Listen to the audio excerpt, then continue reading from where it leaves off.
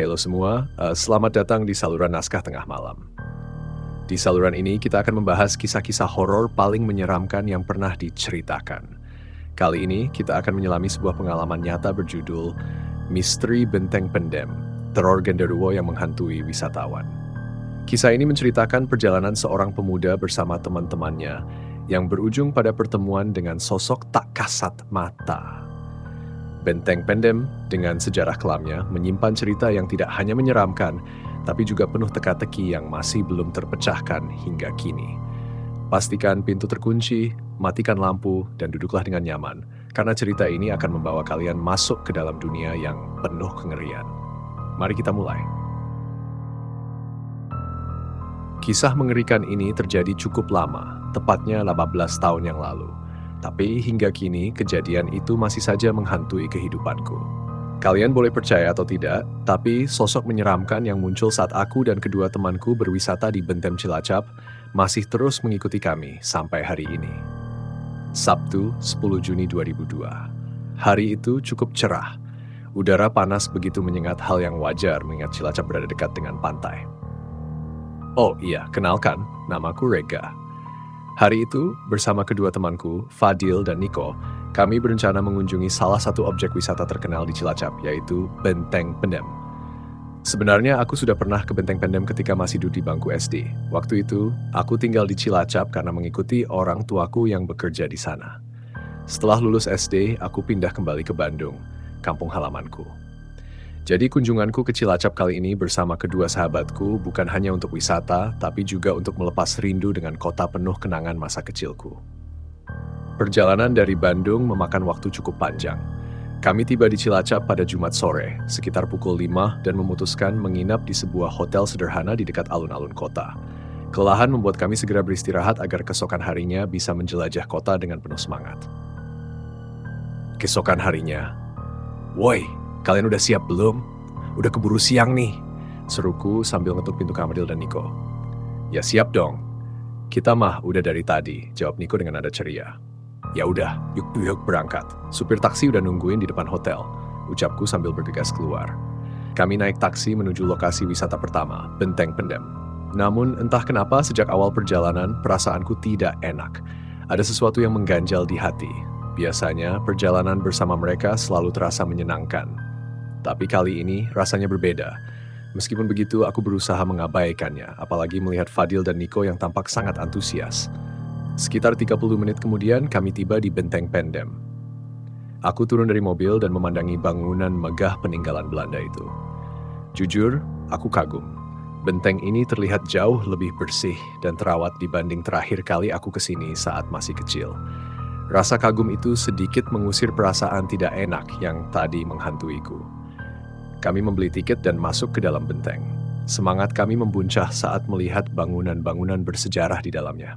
Pertanda aneh, saat kami sibuk berfoto dan melihat-lihat, Fadil meminta aku berpose di depan salah satu bangunan yang menyerupai penjara. Dindingnya tebal, mungkin lebih dari 2 meter, dan konon katanya banyak tahanan yang disiksa hingga tewas di sana. Bahkan kabarnya arwah mereka masih terjebak di dalam bangunan itu. "Ega, sini. Cepet pose di depan bangunan itu. Gua fotoin," teriak Fadil. "Oke, bentar," jawabku sambil berjalan mendekat. Namun saat Fadil mulai memotretku, tiba-tiba saja dia berhenti. Wajahnya berubah serius. Ia beberapa kali menatap layar kamera dan melirik ke arahku seolah memastikan sesuatu. "Kenapa, Dil? Lama amat fotonya?" tanyaku heran. Enggak, udah kok," jawabnya dengan raut wajah yang aneh.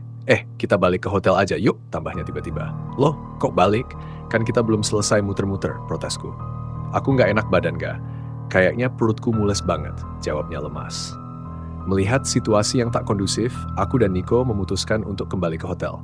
Namun, dalam perjalanan pulang, kondisi Fadil semakin memburuk. Wajahnya pucat pasi, tatapannya kosong, dan dia diam 1000 bahasa.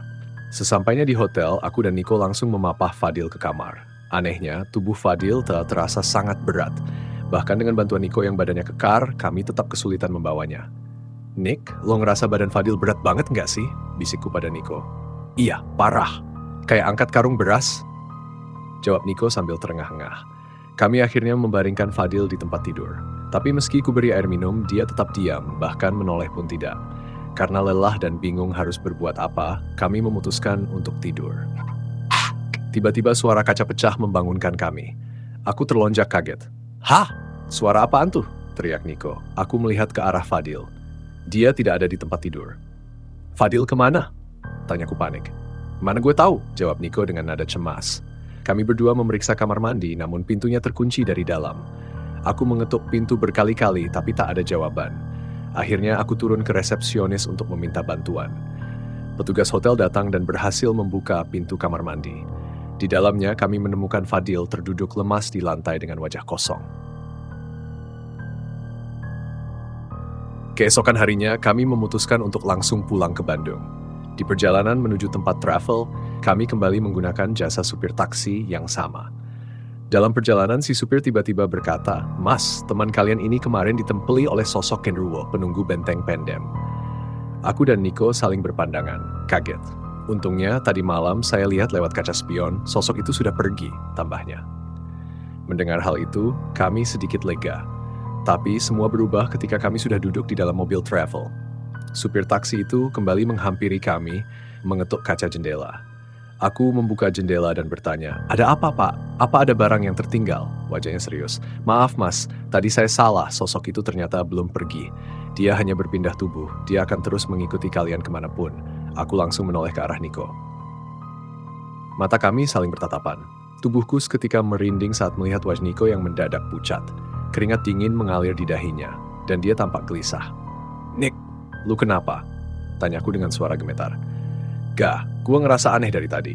Badan gue dingin, kayak ada yang duduk di pundak gue," jawabnya lirih. Tatapannya kosong persis seperti tatapan Fadil kemarin.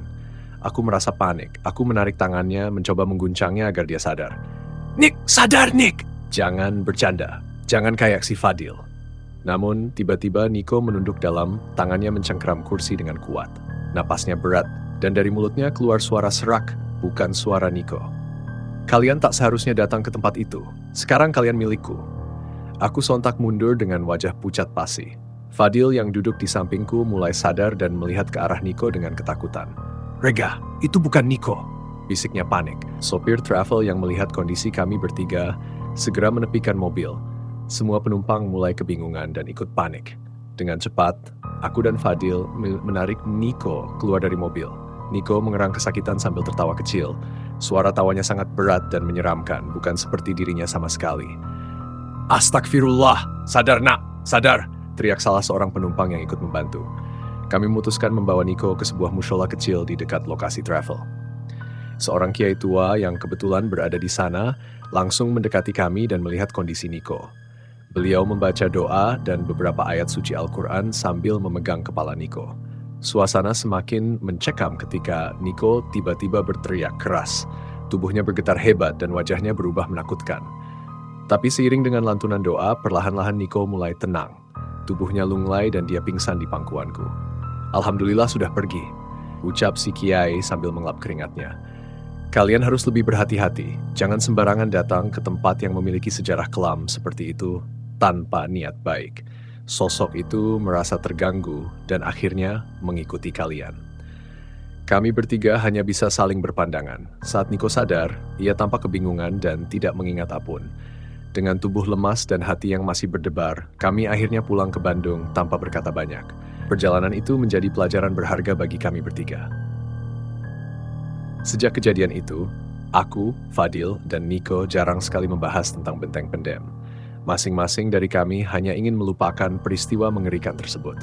Namun, sesekali ketika aku melihat foto lama dari perjalanan itu, aku merasa bulu kudukku berdiri. Ada satu foto di mana aku berpose di depan penjara tua. Dan jika diperhatikan baik-baik, ada sosok hitam besar dengan mata merah menyala berdiri di belakangku. Mungkin meski lama meninggalkan benteng Pendem, sosok itu masih belum benar-benar meninggalkan kami. Terima kasih telah mendengarkan kisah malam ini di saluran Naskah Tengah Malam. Kisah seram tentang benteng Pendem ini adalah pengingat bahwa kita harus selalu menghormati tempat-tempat yang memiliki sejarah kelam. Jangan lupa, jika kalian pernah mengalami pengalaman serupa atau punya cerita horor lain, bagikan di kolom komentar di bawah. Jangan lupa juga untuk like, subscribe, dan nyalakan lonceng notifikasi agar kalian tidak ketinggalan cerita seram berikutnya. Sampai jumpa di kisah horor selanjutnya yang pastinya akan membuat bulu kuduk kalian berdiri. Selamat malam dan semoga kalian bisa tidur nyenyak jika berani.